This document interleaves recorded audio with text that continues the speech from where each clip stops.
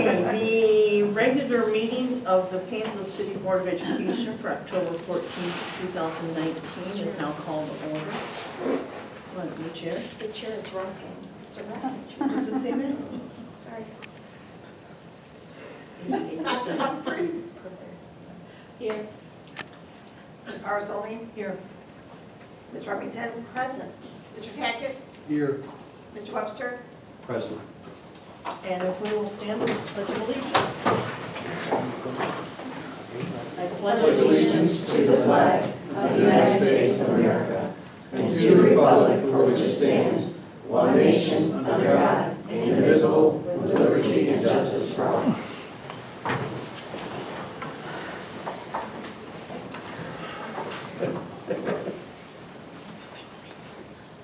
Okay, we need a motion to adopt this evening's agenda, please.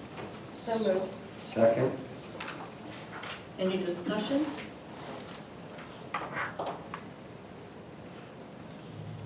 If not, Mrs. Seaman? Dr. Humphries. Yes. Ms. Remington. Yes. Mr. Tackett. Yes. Mr. Webster. Mr. Webster. Yes. Ms. Barzoni. Yes. And Separate you two. Dr. Humphries, do we have anyone that has signed in to speak this evening? No, ma'am, we do not. Okay, thank you. Item number 3.1, we need a motion to approve the minutes of the regular meeting of September 9th. So moved. Second. Any discussion on these minutes?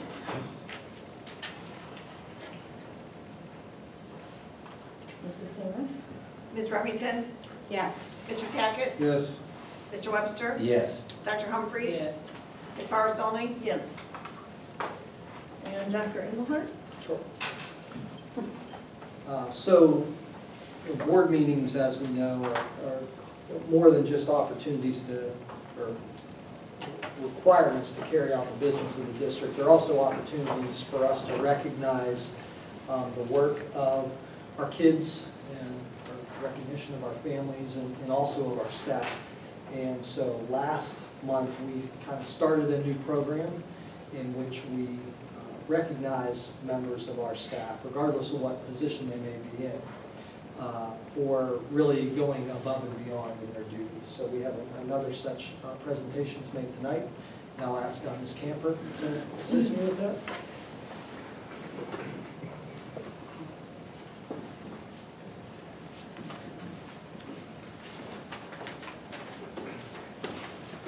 Good evening, everyone.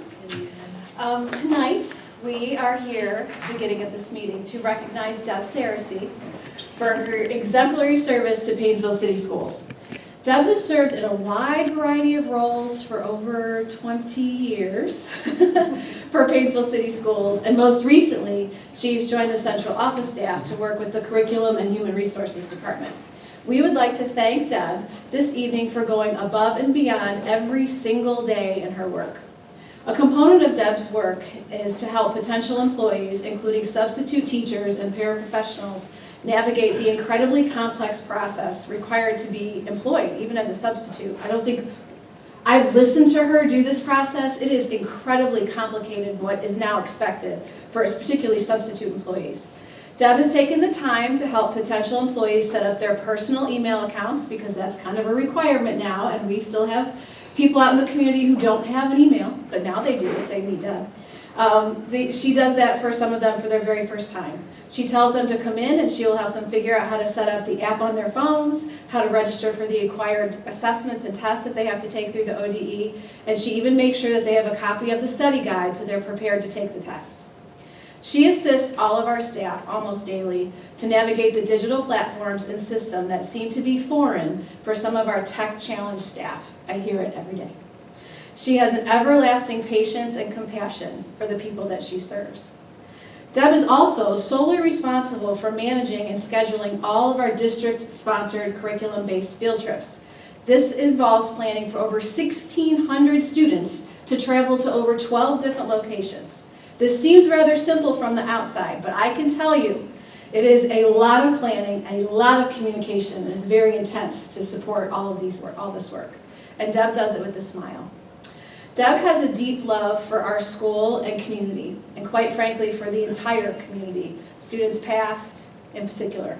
She takes great pride in the work that she does each day, and I am truly honored to work with her each day. So Deb, you have to come up here.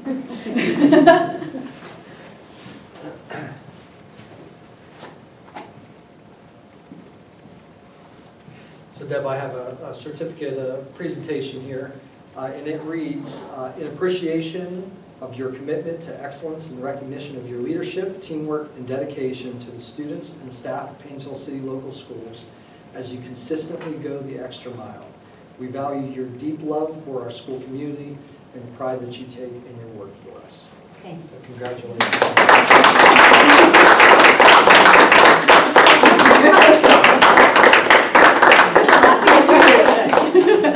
Thank you.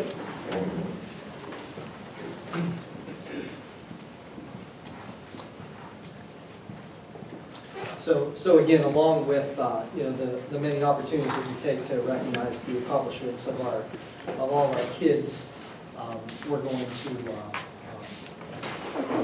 make these consistent efforts to recognize our staff as well. We thank Deb, and she really didn't want to be brought up,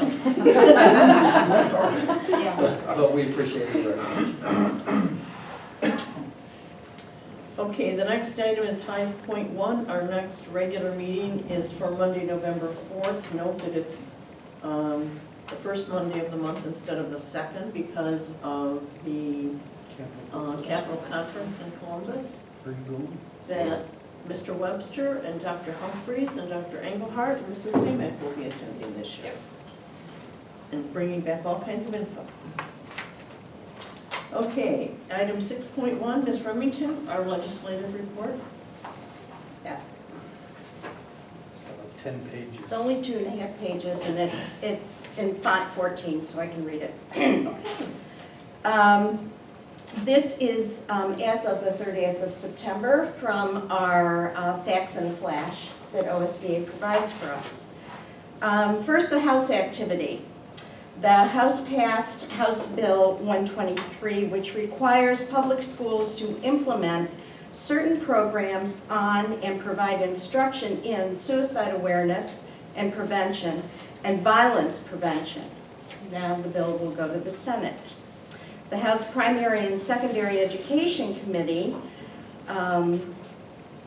held a sponsored testimony on House Bill 336, which reestablishes the Joint Education Oversight Committee, and House Bill 310, which enacts the Ohio Anti-Bullying and Hazing Act with regard to school discipline and bullying and hazing policies at public schools and colleges. At the Senate, their Finance Committee conducted first hearings on the following bills. House Bill 2, it permits a collaboration of school districts, among others, and multiple industry sector partnerships to act as a regional sector partnership and be eligible for state grants. So that would be mostly vocational programs. Senate Bill 85 revises the signage requirements for school zones, and it requires the beginning of a school zone to be marked by either of the following: a sign equipped with lights that indicate when the school zone speed limit is in effect, or a sign that gives notice of the hours during which the school zone speed limit is in effect. It requires the end of each school zone to be marked with a sign.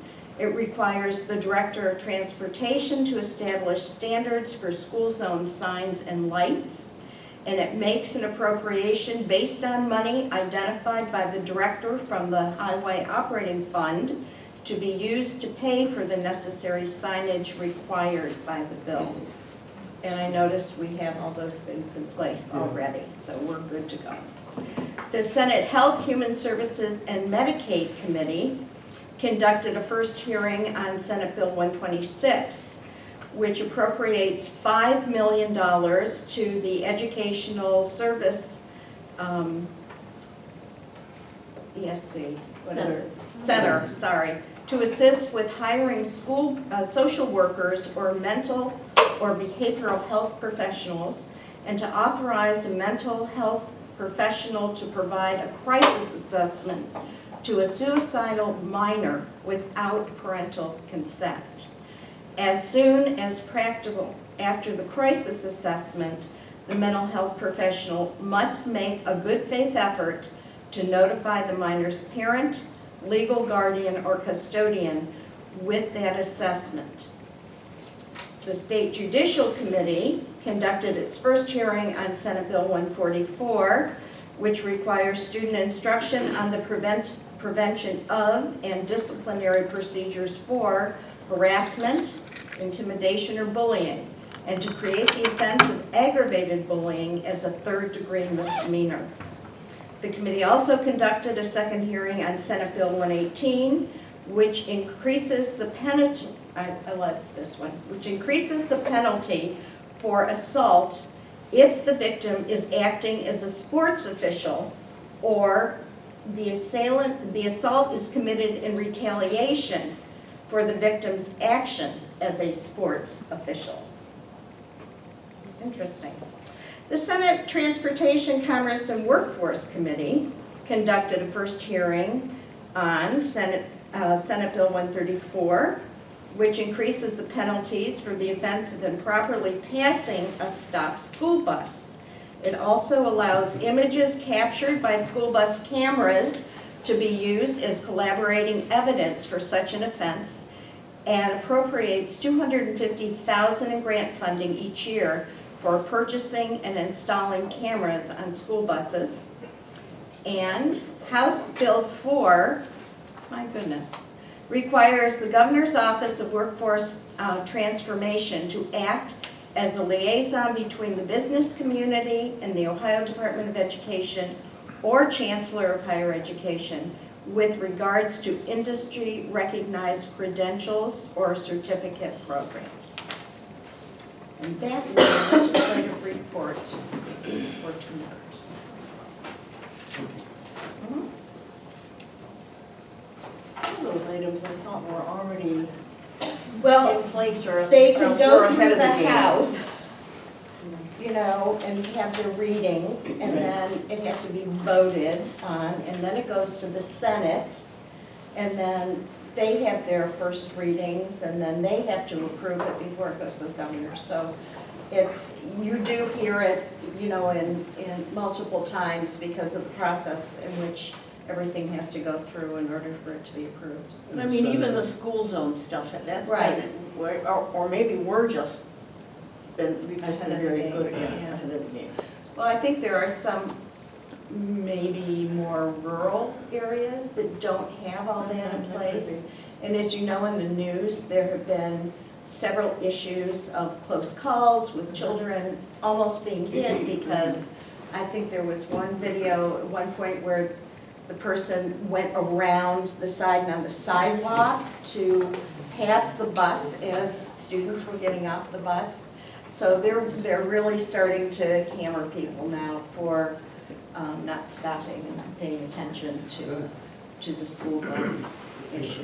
So, do we have cameras in our school buses? We do, and that is, I'll tell you, that is a big problem Mhm. here in Painesville. We have, Sean told me, we just recently got our cameras installed, and he said in a week and a half, we had, I believe, a dozen reported incidences of cars ignoring the stop sign and passing our buses. We do refer every single one of them to the police. But yeah, it's a problem. But we have the cameras. And we are going to, at times, we're going to put officers on the buses too. So we have cameras inside the buses as well as outside the buses? Yes.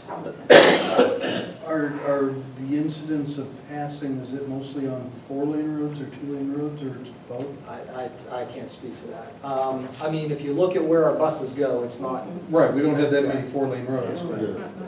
but especially since 20s. There are times that it happens near like a 4-way intersection, which is a little hairy sometimes, but I think that it's under all different kinds of Well, and circumstances. that might be something to look at, is where we have stops Yeah. near intersections. You might want to pull them away farther away. That's right. Okay. I sure notice out here, you know, you're aware of what you see every day. So I drop my daughter off here, and the number of people who will not stop when a child is waiting to cross the crosswalk here out on Walnut. And I almost wish I've seen those things where you could, the student could push a button and create, you know, do the flashing lights. That would sure be nice for them, just because, you know, it's dim, it's early in the morning, people aren't really thinking about it. You know, Well, and there's a lot of traffic too, There is, people trying to get their kids to school.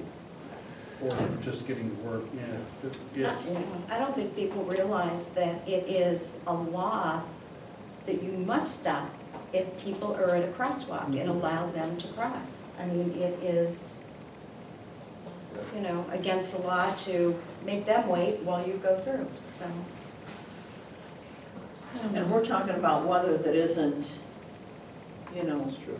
I mean, it's decent weather now. Oh, You know, yeah. when it's snowy and rainy and that it's a whole different Yeah, there's a perspective. seating.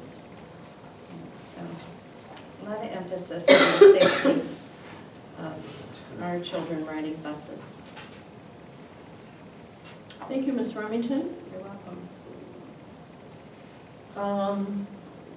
For item number 7, Mrs. Samek's Treasurer's agenda, we need a motion here, please.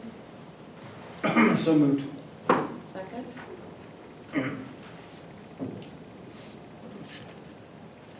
Okay, 7.1 are donations that were presented to the district over the past month.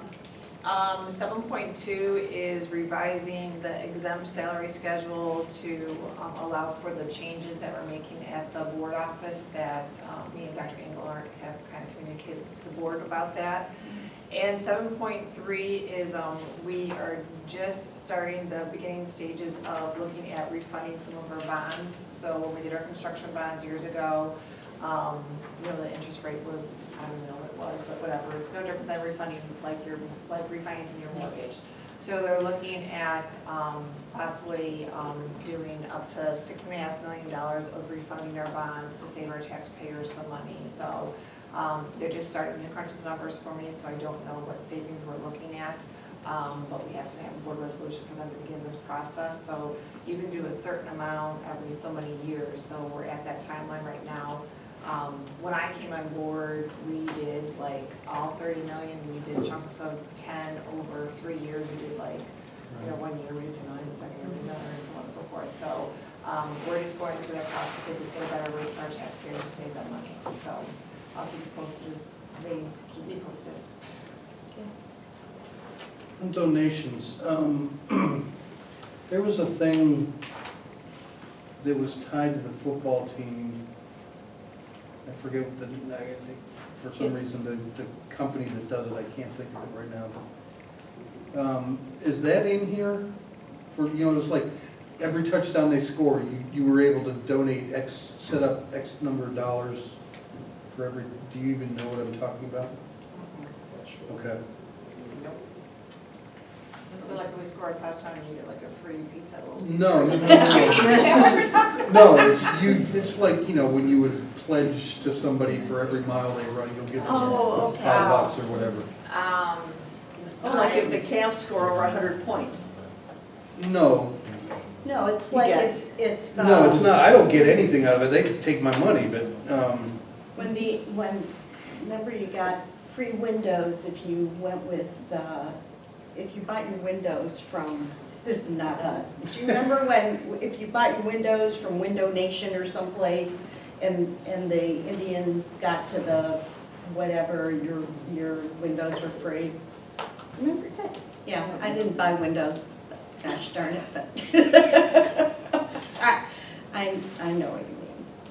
I have a question. What is the bike run for Harvey football program? Yeah, so that's through the owners of the Liberty Tavern in town. Okay. He was Harvey alumnus, you know, very interested in supporting.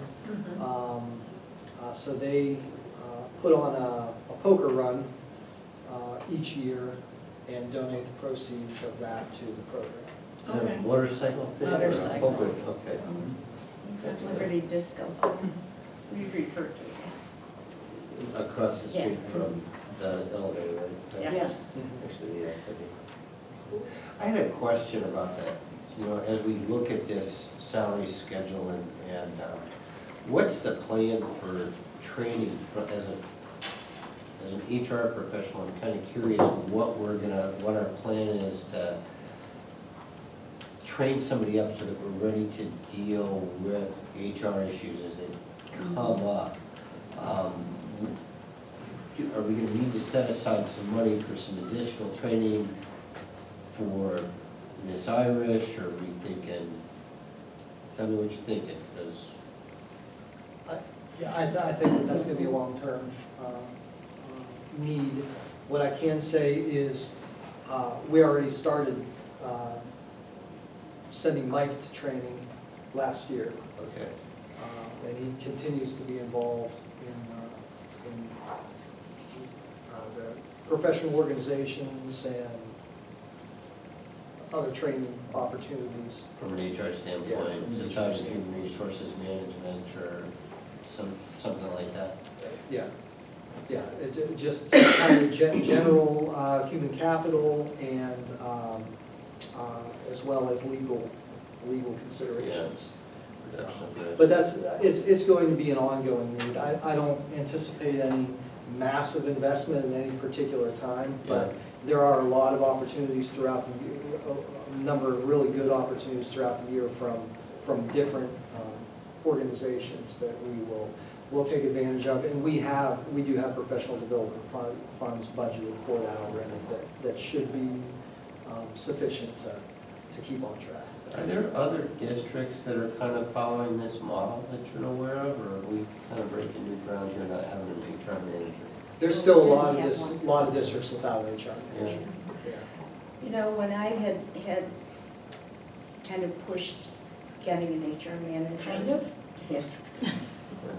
When I put my foot down and I said, we need an HR manager, it was because I felt that there was a need for someone who was not connected as a supervisor to be available to speak with any employee who was having an issue, that it was not going to the superintendent, it was not going to anyone who they would feel could treat them differently because they were coming with an issue that they needed to discuss in total confidentiality. And most of my concerns were in the board building at that time.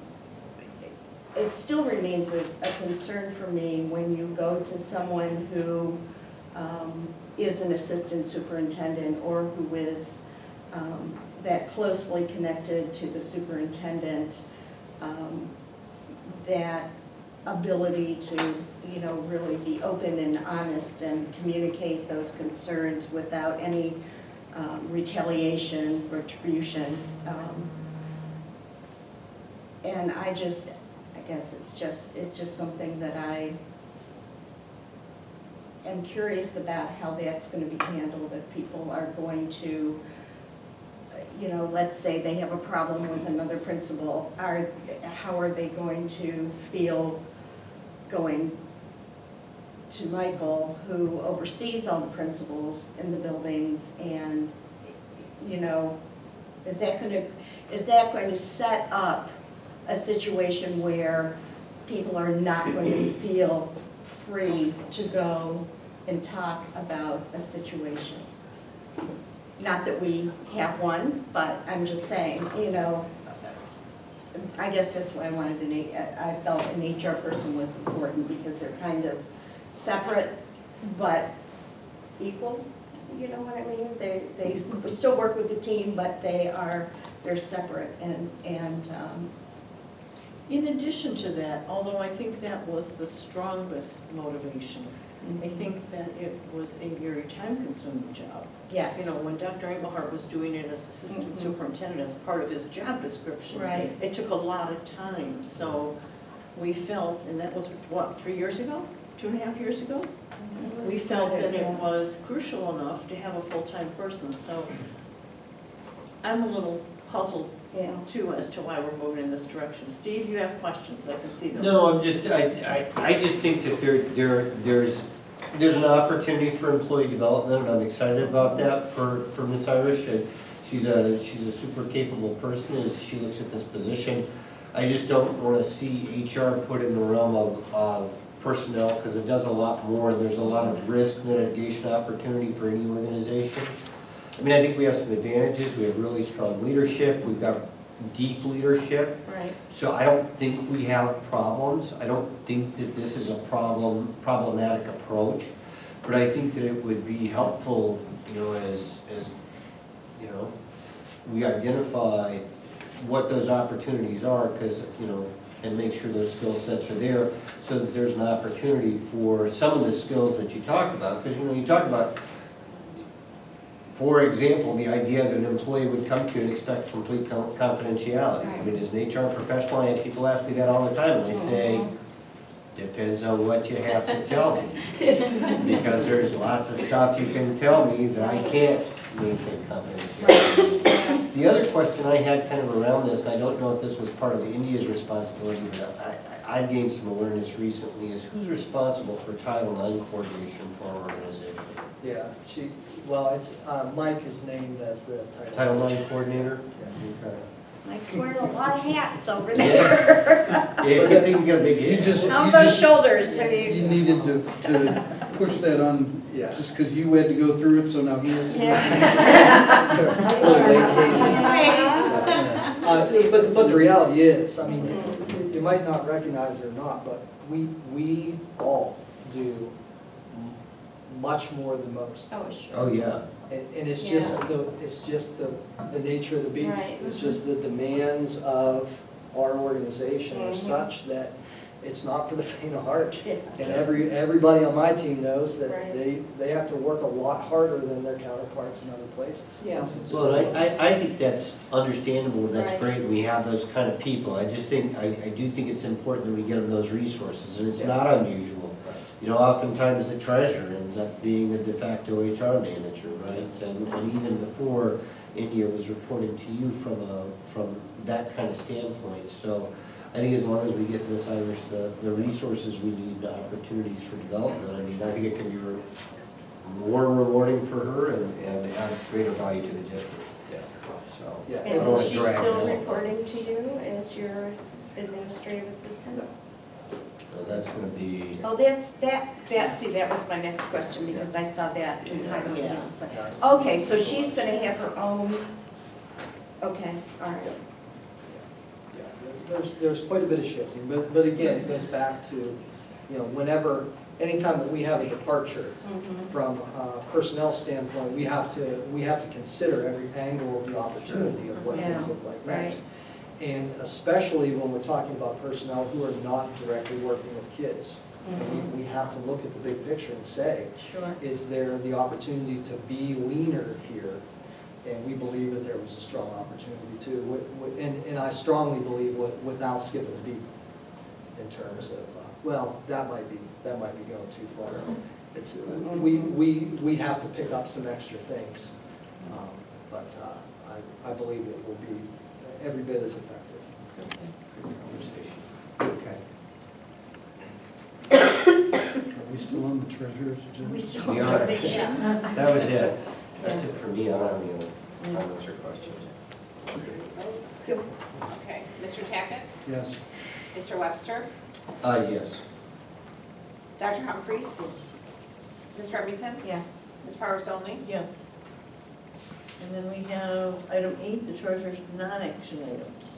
Okay, 8.1 through 8.5 are the reports for the month of September.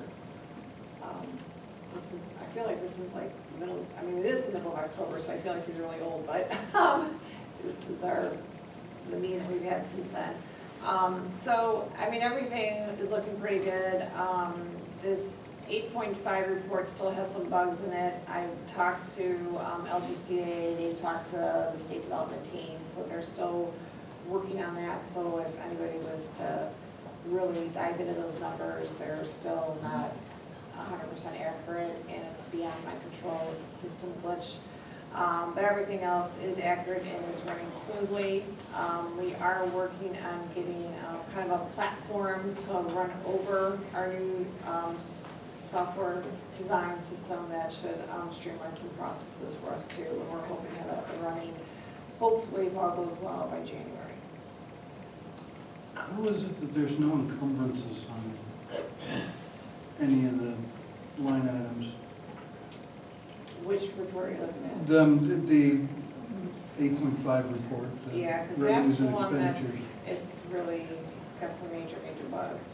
The top section won't have any encumbrances on it because that's my revenue. So the encumbrances won't show up until the bottom half of the report, and I don't encumber my salary and benefits just because it's just a waste of time, to be honest with you. So my encumbrances won't show up until object code 4, 5, 6 and beyond at the middle to the bottom of the report. Okay. So the first half, there won't be any listed because they don't exist. But when you look at the totals and stuff like that, it's not doing, the math is not being done properly.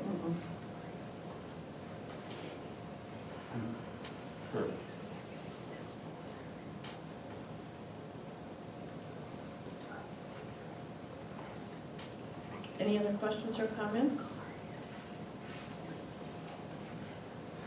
Thank you, Mrs. Samet. We need a motion for item 9, the superintendent's consent agenda. So moved. Second. Okay, 9.1, we have the academic calendar for 2020-2021.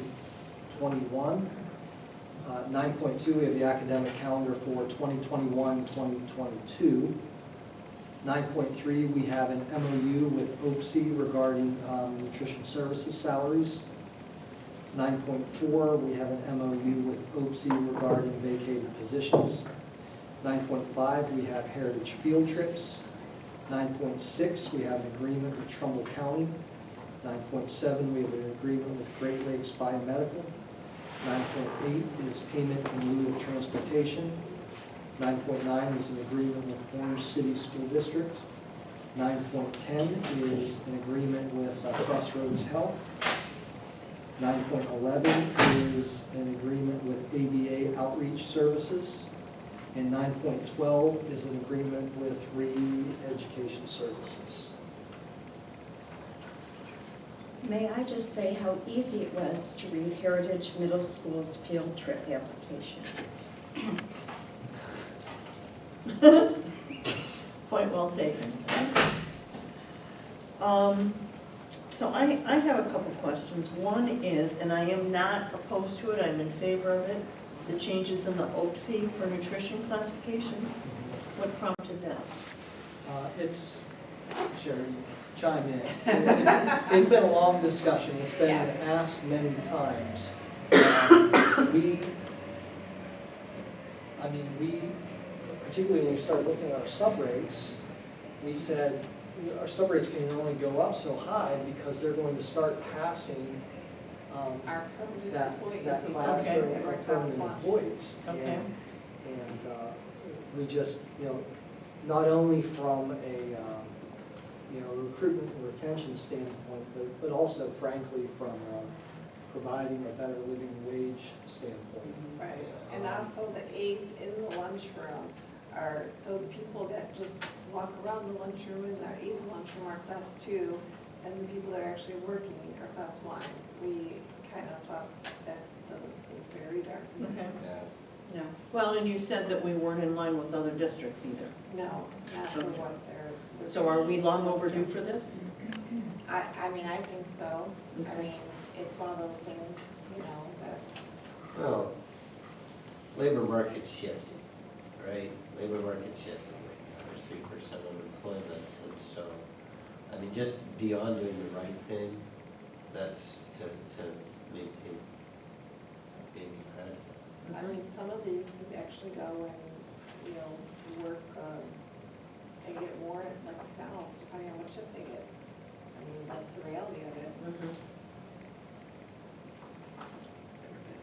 Well, I know we had a meeting with the city that Dr. Engelhardt put together to discuss the SROs. Committee meeting, which was basically the same issue. Mhm. You know, our rates are so much lower than competitive districts that we lost a couple of good people to other jobs, and now we're trying to figure out what to do with it. And Dr. Engelhardt and Ms. Samak are putting together some, and the city are putting together some data for us to review once it's all together. So it's the same issue. It's just, you know, why would someone come here unless they just were absolutely diehard fans for kids? You know, come here when they would make $5,000 to $8,000 a year less than working a full-time, regular police patrol. So, it's tough. I wondered about item 9.6, the Trumbull County agreement, because there is a hearing impaired unit in Mayfield, which is considerably closer. Why would we be in an agreement with, unless there's no room available? There wasn't, the student had moved in and was already in that unit, and it's a Okay. different type of hearing impaired. It's Okay. a sign program, and Mayfield's a whole language program. Okay, And the student has a American Sign Language, so they're different programs. Beechwood has a sign program, but they only have high school. okay. We're looking at, they enrolled about a day before school started, so we're looking at other options. So with regard to the calendar, we've got,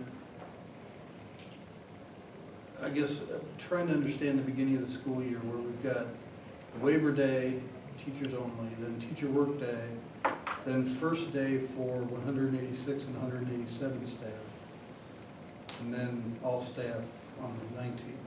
Could you kind of explain that cycle a little bit? Yeah, so all that information isn't on the family calendar that we give out. I mean, our families don't really care when our 186-day employees report. But we have to map it out on there for our folks, because they do work different lengths of contracts. So we have to define when people start. And yeah, on the teacher contract, the way it rolls out is contractually, at the beginning of the year, they get a full work day in addition to a half work day that we pair with the kickoff day. So that's how that comes together. We've talked about the additional professional development day, and that's going to largely be building based. But that's where the teacher days come from. And then our 186s, then they start a day before the kids. But our first day is that, yeah, that's right. It's 2 days. So it's a day before kickoff, essentially is what it is. And then on kickoff is when we have every employee in the district. So that's the day that everybody's back. So it's just the differentiation between when we look at when every employee is in the district, there are a couple of classes of employees who work additional days to that, and we work backwards from that kickoff day to build those. So what are the 186 and 187 day staff members doing on that day before the day of the kickoff?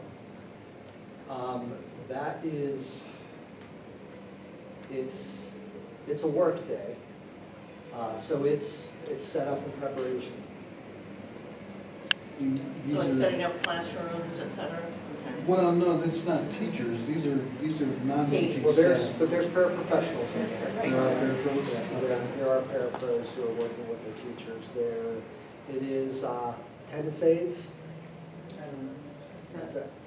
ELD, and. Yeah, those are the paraprofessionals. And what other 186s?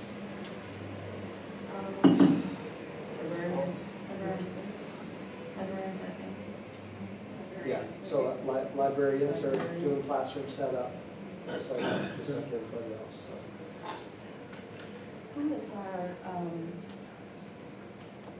our certified Masters of Library Science person in our district? We do You not. don't have to have it anymore. I thought you had to have Yeah, one well, wait a couple person years and then down. the rest could be, Oh, yeah. that's Yeah, no that- longer, But we still have I one. believe it's always- oh, come on, they are not, libraries are good for you.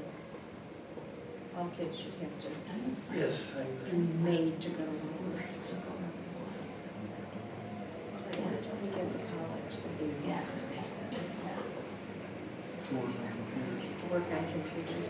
Are there any other questions on the calendar or any of these other items? I was wondering, I mean, we don't typically have two calendars presented. We don't. It's something we've talked about for a while, we'd like to do. It really helps families and staff make plans, Okay. and it really helps us plan as well. And we're aligning our professional development activities and field trips and things like that. There's a lot of benefit in knowing well in advance when those are, so. So we find a good job. Okay.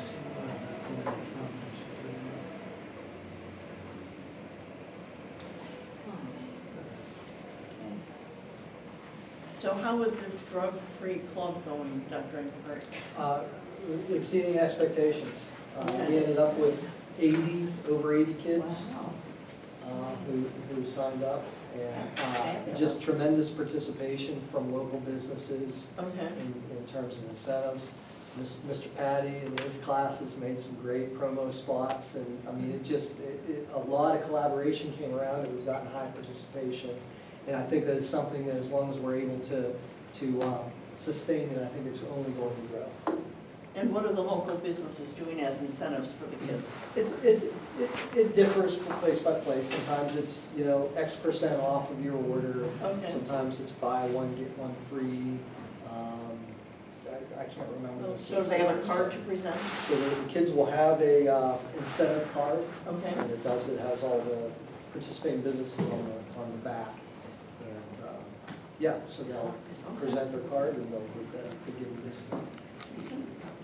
And we have some internal things too, like we have some admission to athletic events, admission to the fall play and the spring musical. Okay. And again, that's something else that will just continue to build. Yeah, it's just high school now. How many kids did we have? 770 or so. So this is. So 10%. 10%. And for first year off the ground, it exceeded our expectations. And other places who have done this and been able to sustain it, they build and build and build and build Okay. over time. And along with this, they agreed to be drug tested at random times. Yeah, so everyone is tested up front, Okay. and everyone is susceptible to being selected Right. for random testing through the year. And that's why you have hired Great Lakes Biomedical. Yeah. Mhm. And they're not telling how they do it either. Did you notice that? What's that? Well, it says, Sorry, I'm looking at something else. oh, It's okay. Regarding I just the read field through it. trips, No? the Columbus trip, Yeah. have you looked at the form? Yeah, I could read it. Well, yeah, but it's on an out-of-state field trip Oh. for, Question about that. to go to Columbus. And the purpose of the trip is listed as costing $135 per person, price adjusted, blah, blah, blah, so there's no purpose provided. But And I it's know one the trip day, that they're it's doing, down and in it's a Bath, great isn't trip. it? Yeah, it's a day trip. Yeah, it's COSI, or they go to COSI and Yeah, stuff, yeah. I'm sure they will. Well, don't they go to the State House too? They go to the State Yeah. House, they go to one of the colleges. It's just, So Miss Remington could read the form, But you didn't read it. I read that they were going to Columbus, I just didn't notice it was an out-of-state field I trip. didn't know either. It's I'm just being Hmm. a pain. first decade. I am. Do we have I don't know. I would assume we do, since we have brothers. Yeah, there are. Yes. They just filled out the same form. for Yeah, both what's the trips. purpose for going Same to Washington? form. And it's the same purpose of trip. They, We see attached. Oh, yeah, that doesn't tell us what the purpose is. Or about government. itinerary for 4 years. Yeah, Yeah, I read the Washington itinerary. I want to go to Washington. I should try to. There you go, you could be a chaperone. Okay, are there any other questions or comments on items 9.1 through 9.12? Okay, Mrs. Saber? Mr. Webster? Yes. Dr. Humphries? Yes. Ms. Remington? Yes. Mr. Tackett? Yes. Ms. Parzoni? Yes. And item 10, Dr. Engelhardt, we need this is a non-action item. Right. So this is the first reading of this set of policies. Are you gonna read them? Go ahead.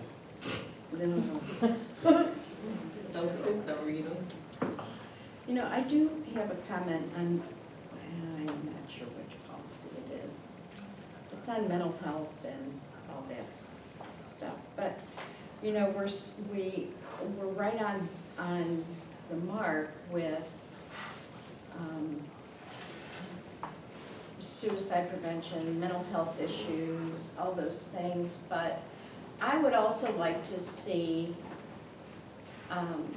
training on, and I know I brought this up before, the LGBTQ plus issues, because that is a huge, it can become a huge mental health and suicide issue.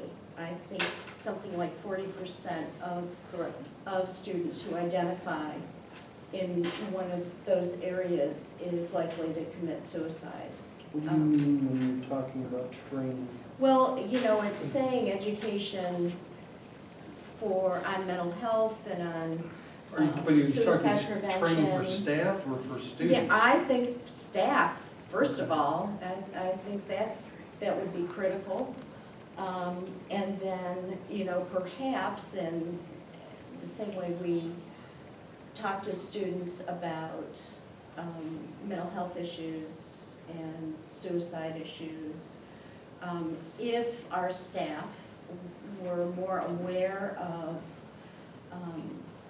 the issues that the LGBTQ plus students are facing, they may be more apt to identify those students who are in crisis. I just think, I know at the college we've gone through a lot of, you know, quite a bit of training in that area, because at the college level, students are more apt to come out and to be dealing with those issues. However, kids who are 8 and 10 are now identifying as transgender. And I think we're doing our staff and students a disservice if we don't include that as part of our training for staff. That's all I wanted to say. I think it's very important. And we do have a brand new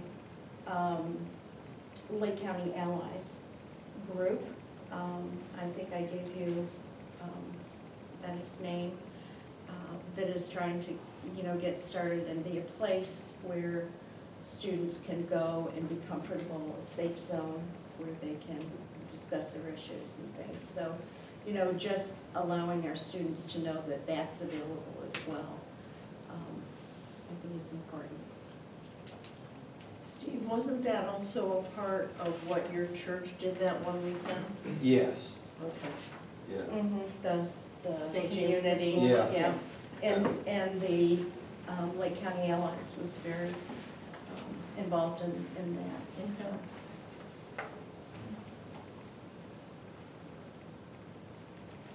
So is there anything else you wanted to say, Dr. Anton, about the policy updates? sorry, I just.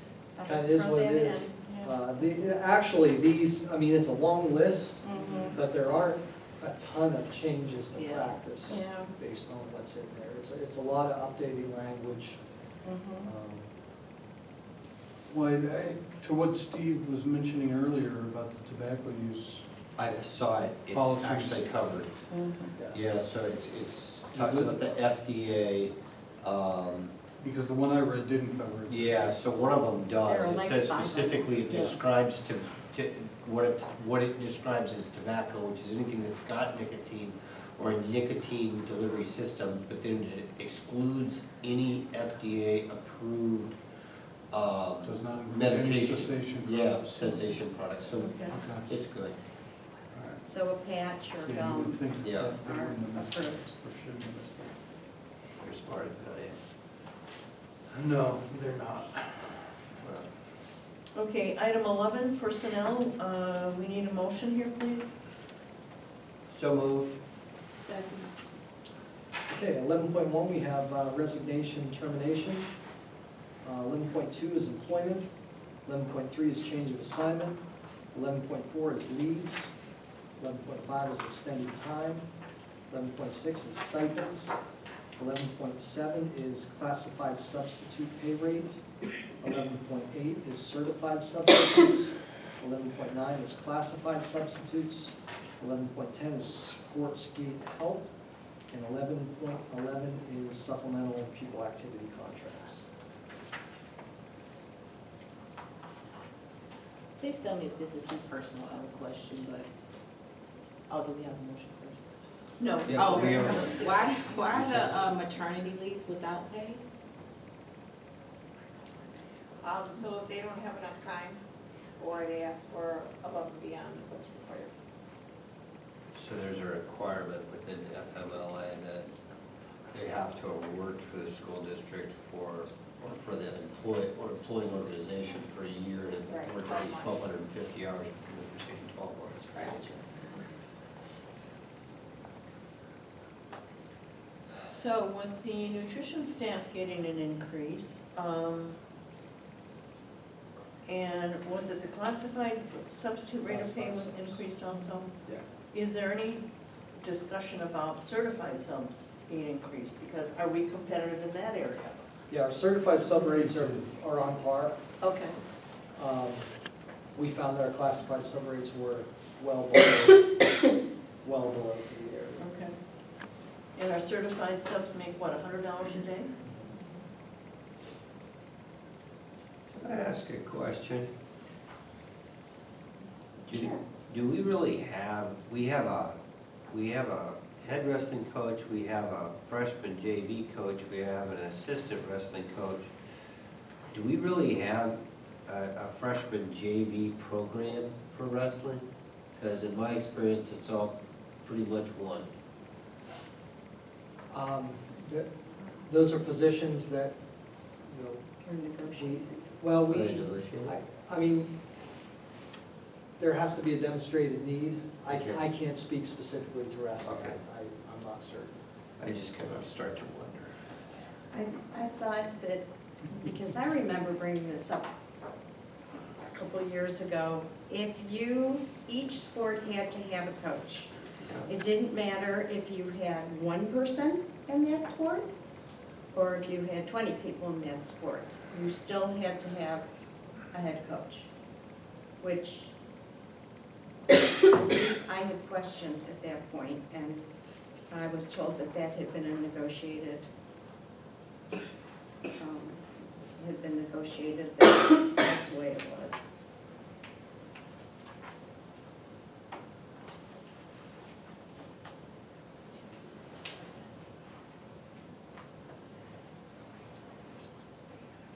Any other discussion about any of these items?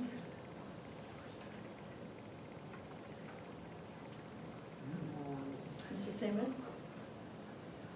Dr. Humphries, Yeah. Yes. Ms. Remington, Yes. Mr. Tackett, Yes. Mr. Webster, Yes. Ms. Parsoni, Yes. Item 12, we need a motion here. So moved. 12.1 is professional visits taken from general fund, and 12.2 is professional visits taken from grant fund. Do we have to separate those because of the capital conference? Or no? We've already done the professional visits for benefits. But it's down here. Yeah, they're again. right here again. It's on there. They're in here again. Yeah, it's on for So do Mr. Webster and Dr. Humphries abstain We Mhm. will. on that one? I think we should. Mhm.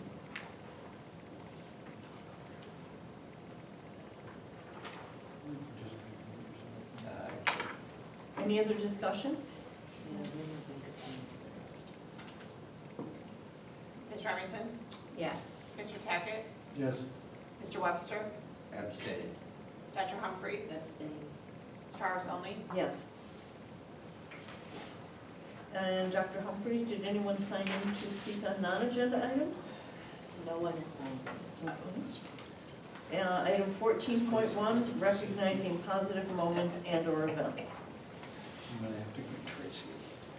I thought the diversity, that was, especially the Mexican street corn, was like fabulous. I just saying. No, I thought it was very, very well attended, and as I was, of course, enjoying my street corn, I was watching the dancers on the stage and everything. Thought it was a great event. Very well done. So it was a real nice night. It was a good Mhm. turnout. Mrs. Haynes really worked hard to get everything coordinated for that. She had a lot of people helping her, but she worked hard on putting that together. And we've already talked about several adjustments we can make to. I think I got there at 6:30, and it was like, you know, I think everybody was inside the auditorium enjoying the music and dance. It was great, so I was just kind of peeking through, because I could not have my street corn. Just love it. So we're happy to, so as we've discussed before, in terms of building a more comprehensive career development programming, we are offering some industry recognized credentials for kids to earn, which it does help on our report card and on credit for success, but it also is a alternate pathway for graduation, potentially. And it's also just a good thing for our kids because it gives them credentials to take with them when they go beyond high school. And so we're offering some new opportunities for that. One is through Mr. Patty's class. He has the kids taking the Microsoft Word credential, and he has a 100% passage rate so far of the kids taking that credentialing test. He's 13 of 13 so far. That's really a big deal because we haven't had, the only kids who we've had earn industry credentials in the past have been kids out at Auburn. We haven't had any earn here in the high school, so that's happening now. In addition, we have our first student who has completed a 12-point full credential for HVAC, through the HVAC program Okay. over at Lake Erie College. We have our first student who's completed that full credential. And he's got some great things lined up for him when he finishes up. He's going to he's going to finish his class here. He's going to graduate, and then he has an internship. Starting in January, interns at Train Oh, in Mentor. And he'll go with like 3 different companies to do work, so.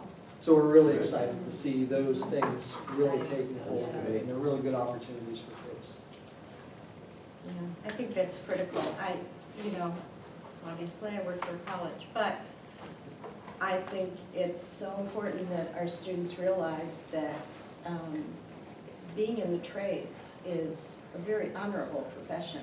And chances are they will make just as much, if not more money, than those of us in higher education. So it certainly is something that I think those who are interested should be encouraged, to go after. I mean, try to find an electrician, just saying. You can't. I mean, it's One that's available. and you one don't want that's the one available, right? Yeah, so, yeah, I think we're missing the boat where we're pushing everybody to go to college and not everybody wants to go to college or should go to college.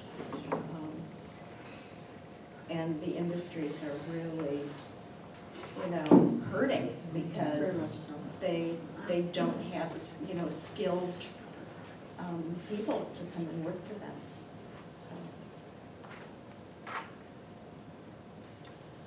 I mean, I certainly agree with you. Being in an industry that's heavily reliant on trade people, it's very difficult. At the same time, I used to get violently upset when I would hear political leaders talking about we need to get our schools better at training the workers of the next, because to me, school wasn't about training workers. no. It was about educating people. So there's got to be a balance in there to make sure that we're really teaching, not just teaching them vocational skills, Right. but teaching them still how to think, how to learn, how to grow, how to be a valuable person in the community, et cetera. So, we are not a vocational school. We aren't, that's not our purpose. But it's certainly a role that we can fulfill. I remember when we used to do Joe Mutroni was superintendent, that was quite a while ago. We did a employment school workshop and business opportunities for our students to go and shadow, and SAS Rubber, it was called at that time, had a number of students who went over to see what they did, and I think they were shocked when they found out just what level they needed to be able to read the manuals and understand what was going on and the level of math that they needed. And, it's a whole lot more than just, doing manual activities. You have to be bright, you have to know what you're doing and have a very strong work ethic, which seems to be lacking a lot these days, so, I would like to mention something that I mentioned to Dr. Engelhardt when he contacted us about the safety issue within the community. It had nothing to do with the schools, but Right. there was a concern with our students and busing at the end of the day that day. And what I said to him was, I think that in light of what has gone on in some other Lake County districts in recent weeks, I think that our transparency and letting our families know what's going on, families and staff know what's going on, is a real feather in our cap. Right. Because, I think other districts sometimes tend to not report things. And I think we do let our families know why they were detained on that particular day, and that it had nothing to do with the schools, but we were concerned with safety, and I think that was a plus, a big plus for us. Well, I think just the way the schools, it's very apparent that the schools and our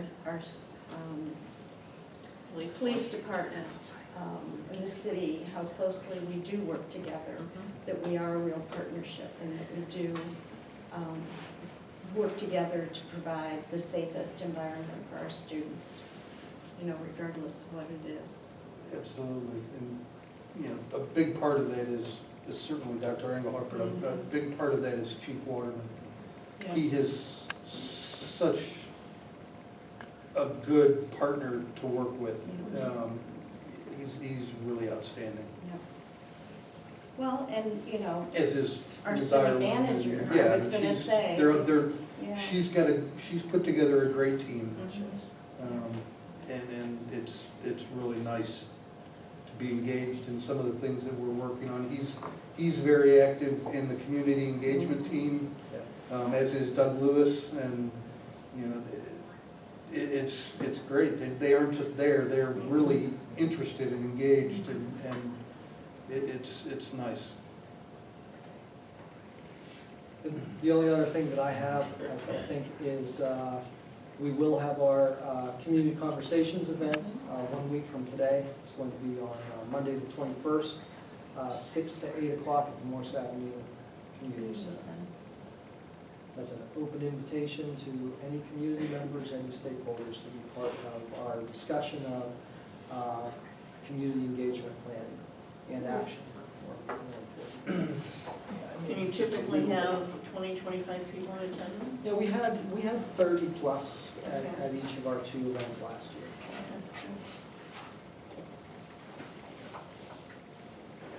The choir had a great fundraising event, Yes, they did. which Dr. Engelhardt was at and won stuff. I think we're gonna be at a One of football those. Have you been- championship tomorrow as I well. was there too, but I didn't. I just Heritage. donate Did that- money did to that, the cause. It's the way I look at Conditioning it. cream and all that work out well? It scored some points. So is everybody else going down to Independence to watch the championship tomorrow? I think it's tomorrow afternoon, right? Is it tomorrow? I believe it's tomorrow. 4:30?